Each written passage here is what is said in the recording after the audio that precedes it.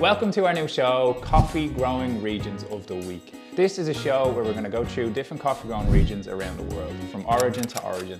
We're going to break this down and start with Brazil because we're going to do an alphabetical order, and it's very fitting because Brazil is the biggest coffee producing country in the world.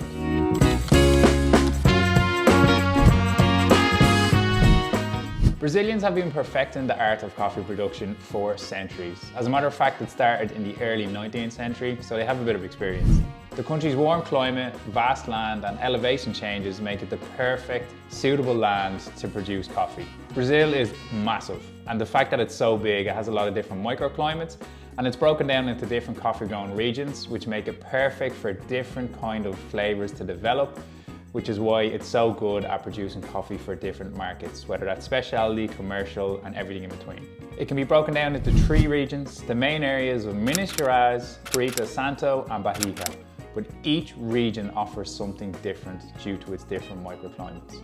From nutty and chocolate to fruit-led coffees, it offers everything. Let's first focus on Minas Gerais. This is the birthplace of coffee in Brazil, and it's known to some of the best specialty coffee that Brazil has to offer. Coffee here is grown at a higher altitude, which brings out those sweet, nutty flavors, but as well as that then, it has a really medium-like acidity, which kind of balances the cup. In Bahia, this is a region known for its innovation when it comes to coffee processing.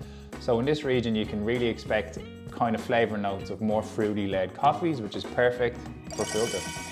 In Bahia, there's actually a fascinating mix of traditional and modern processing methods and just farming practices in general, which is really cool because you get to see how the innovation has changed the coffee flavor profile over the years. Next, we're going to touch on the varietals in Brazil.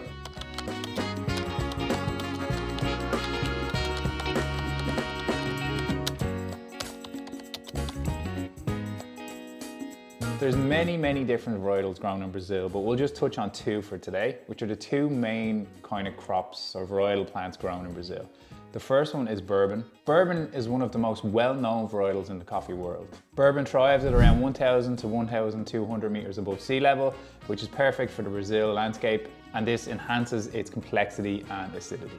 Bourbon actually tends to be rounder and smoother than other Arabica varietals, and it tends to be really dense, which actually works out well for roasting. There's also a lot of variations of this varietal known as yellow bourbon, pink bourbon, and so on.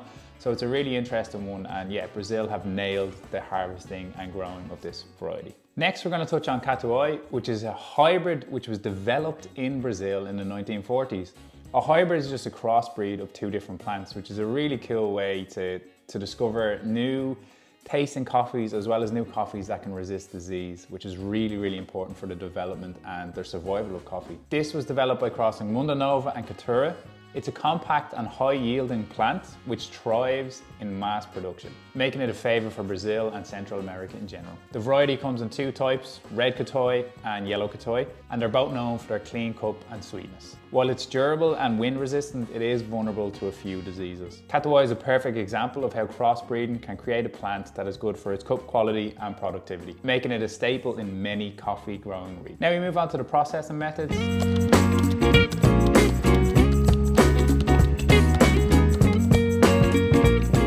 And the main processing method in Brazil is the natural process, where the cherry is dried with the fruit still on the bean, it's left to ferment, and then the cherry naturally falls off the seed.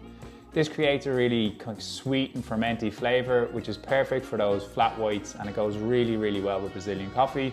The reason Brazil uses the natural process is because you don't need a lot of access to water for this process, and Brazil's hot climate and dry temperature really are the perfect conditions for drying the coffee naturally. And as we said, it's a perfect mix to go with the flavor profile of coffees from Brazil. It really enhances those notes, which is what Brazil is iconic for when it comes to coffee production. Now we move on to brewing and tasting. As we said, Brazil has such a range of coffees that you can really get an outstanding filter coffee from Brazil and an unbelievable espresso-based drink. And Brazil is renowned for espresso-based drinks. In most cafes you go into, if their specialty, are probably serving a house espresso from Brazil.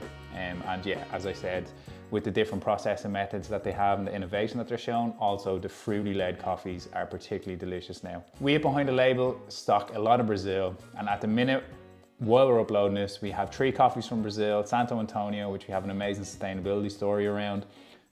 Crowd pleaser, I can't say enough. Sweet, delicious coffee nice smooth aftertaste, and we get a lot of compliments over it. Lucas and Carolina, the farmers, are amazing, and then Santa Ynez, same thing, and we have Fine Cup as well. Not specialty, but we find it's very important that you support not just specialty coffee, but you also support the Fine Cup and the lower graded coffee, because that's how we're sustainable. If nobody's buying that, there's not enough coffee in the world for everyone, and it still tastes great. And as I said, we're supporting a lot of sustainable practices. So this was the first episode of a coffee grown region a week. We're gonna do this in alphabetical order. So next week is probably Colombia. I might be wrong, I need to just double check that. But yeah, so hope you enjoyed. Brazil is an absolutely smashing coffee grown region. Hope you learned a bit, and see you next time.